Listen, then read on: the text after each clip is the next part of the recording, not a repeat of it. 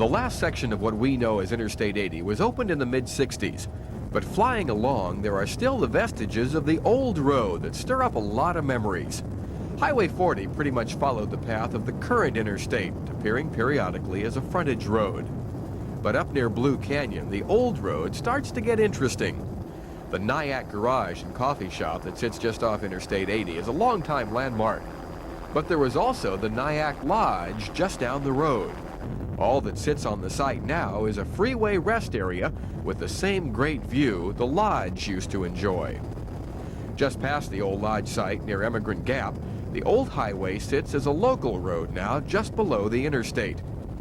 A few miles farther between Yuba Gap and Cisco, the old highway takes on a rather eerie look.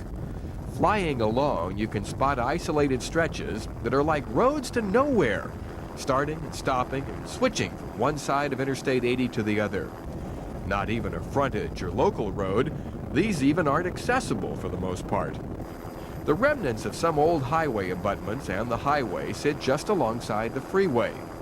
And a few miles away, another bridge that has fared much better over the years.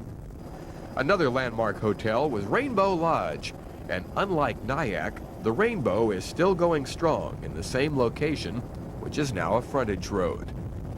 As we near the summit, the alignment of the new and the old go their separate directions. Old Highway 40 passes another familiar face, the Soda Springs Lodge.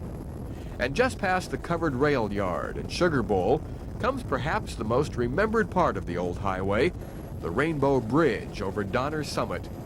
This was a treacherous stretch down to Donner Lake. There was always a car or a truck going over the side in bad weather. And even today, the remnants of those crashes are still evident.